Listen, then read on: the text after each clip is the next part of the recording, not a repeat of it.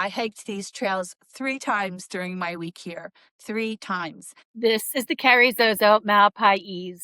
The lava flow at Valley of Fires Recreation Area in Carrizozo, New Mexico. And I am going to walk you through every inch of it because this place deserves so much more attention than it gets. I came here really not knowing what to expect. I'd seen a few photos online, read a few campground reviews. Nothing prepared me for how much I would love this place. Nothing prepared me for hiking these trails 3 times and still not wanting to leave. Some places just get to you, and this one got to me. So grab your water bottle, put on some good shoes, and come walk with me, because today we're going on a hike. Let's go for a walk in the lava fields. First up, the Malpais Nature Trail. This trail starts right out at the campground. If you're staying here, it's literally in your backyard. It's a paved, accessible loop just under a mile, about 9/10 of a mile total, with an elevation gain of only about 29 feet. So it's gentle, it's manageable, and it's absolutely spectacular.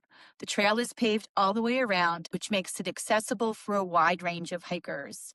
And I want to say that matters. Not every stunning natural area is accessible. And I really appreciate that BLM has made this one possible for people who might not be able to handle the rough terrain. You don't have to be an experienced hiker to have this experience. You just have to show up. One of my favorite things about this trail is the interpretive signage. The BLM recently updated all the signs along this route. New information, photos, artwork, explaining the geology, the plant life, and the wildlife.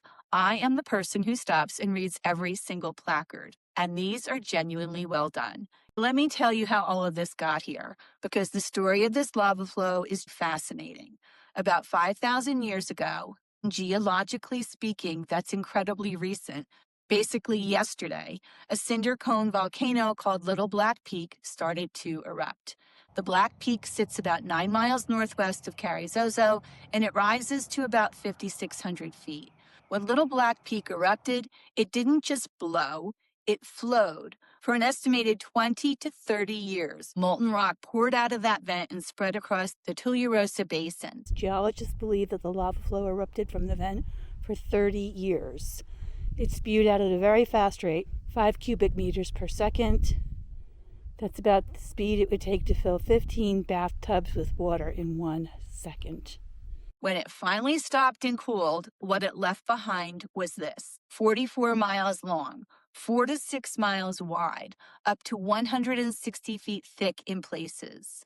125 square miles of solid black basalt rock. To put that in perspective, that is larger than the city of Philadelphia, larger than the entire island of Oahu in Hawaii, and it's considered one of the youngest lava flows in the entire continental United States. Here's the fact that really stopped me in my tracks. This flow is so large and so dark against the surrounding desert landscape that it is visible from space. Think about that. You're standing on something you can see from orbit. Native Americans have lived in the region of the Tularosa Valley for 12,000 years. They lived here long before the lava spewed from the vents in the valley floor. The Spanish settlers who came through this region had a very practical name for it. They called it the Malpais, which translates roughly into bad ground or badlands. And if you've ever tried to walk across raw, uneven lava rock in the wrong shoes, you will completely understand why. Now let's talk about what this rock actually is, because not all lava looks the same. And once you know what to look for, you'll start seeing it everywhere on the trails. Basalt lava comes in 2 main textures, and both are present right here at the Valley of Fires. The first is called A, spelled A, apostrophe, A with a line over it. And it's the rough, chunky, jagged stuff that looks like someone shattered a giant pile of charcoal. It's brutal on footwear and absolutely brutal on bare skin. This is the bad footing the Spanish were talking about. The second type is called pahoehoe, pronounced pa-hoi-hoi, and this is the ropey, swirly, almost liquid-looking rock. It forms when lava cools slowly on the surface while still flowing underneath, creating those gorgeous twisted rope patterns. It looks almost soft, like frozen taffy. Just try saying it. It's kind of fun to say. Pa-hoi-hoi. it's not soft.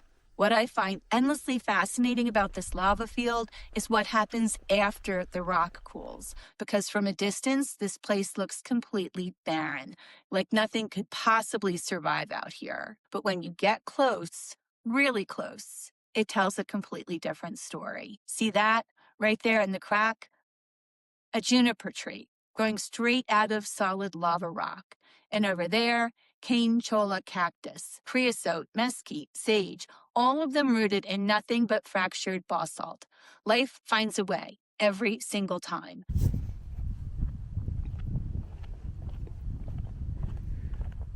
I have to admit, I'm not used to all this wide open land. Even just walking on this path right here, which is nice and wide, but it is raised, is making me a little dizzy. I better get used to this fast, huh?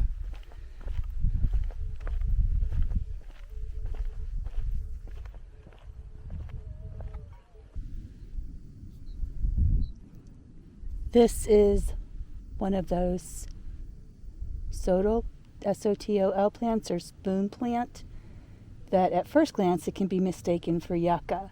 It has creamy white blooms between May and August. This plant has helped many livestock survive periods of drought in the Southwest.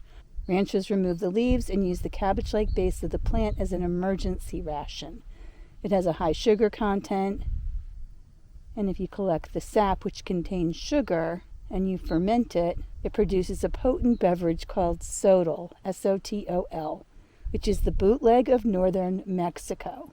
Even though it's protected by law, you can touch the sotol plants in front of you carefully. So right now there's not a whole lot to see on it, just the base. But it would be fun to come here in May or June, although I think it would be hot. And the wildlife list here is remarkable.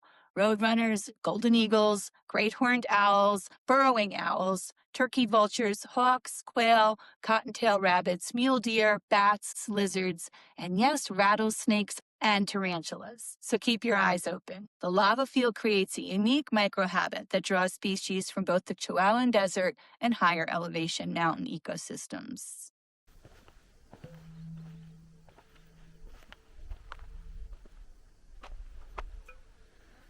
Another cave. So as lava cools, large hollow places, usually bubbles or long tubes, can form what appears to be a solid rock. And they provide perfect places for bats to roost. On a hot summer day, the surface temperature of the lava flow could easily be 100 degrees or higher. However, just 10 feet below, in the shade of the collapsed bubble, the temperature may be a comfortable 60 to 70 degrees. 8 small tubes have been found intact around Little Black Peak, and they provide a habitat for hundreds of bats. I do not think I'd stick my hand in that hole. Now the Kapika Trail, and this one is special. This is actually a newer addition to Valley of Fires. The BLM completed it recently with funding from a New Mexico State Trails grant. It starts at the Visitor Center and runs to the southern edge of the recreation area about a mile away, or 2.25 miles if you walk back to the start. It's a gentle dirt path, not paved like the nature trail. A kupuka, Kipuka, is a Hawaiian geological term for an island of older ground that has been completely surrounded and isolated by a newer lava flow. The lava flowed around it, encircled it, and left it untouched. So what you're walking into on this trail is essentially a pocket of ancient desert that the lava could not reach. And the contrast is extraordinary. One moment you're surrounded by black, jagged rock, and then you step through into this pocket of soft soil, grasses, shrubs, and trees. It's like stepping through a door into a different world. The vegetation is completely different. The ground is completely different. Even the sound is different. It's quieter and more sheltered. This trail gets you up close and personal with the lava in a way the nature trail doesn't. You are right next to it, sometimes inches from it. which gives you a real sense of just how thick and textured and alive this rock is up close. And you can touch it. One thing I want to mention, the BLM advisory says to watch for rattlesnakes and tarantulas on this trail, particularly in warmer months. I didn't see any rattlesnakes, but I did find a tarantula burrow. But I was paying attention. Stay on the trail, watch where you step, and you'll be fine. And then you get up here to this viewpoint, and the whole Tularosa Basin opens up in front of you. To the east, the snow-capped Sierra Blanca Peak and the Sierra Blanca Range. To the west, more lava as far as you can see. And below you, this incredible sea of black rock that stretches in every direction. Before I wrap up, here are all the practical details you'll need if you want to visit Valley of Fires. The campground is 4 miles west of Carrizozo, New Mexico, on U.S. Highway 380. The nearest food and gas is 4 miles away in Carrizozo, so stock up before you arrive. Camping fees. With the National Park Senior Pass, I paid $95 for a full week of hookups. Bring more water than you think you need. There's almost no shade on the nature trail. Start early if you're visiting in the warm months. Dogs are welcome on both trails on a leash. Clean up after them and watch their paws in the heat. And one more thing, please do not remove any rocks from the lava field. It's against the rules, it's against the spirit of the place, and these formations took 5,000 years to get here.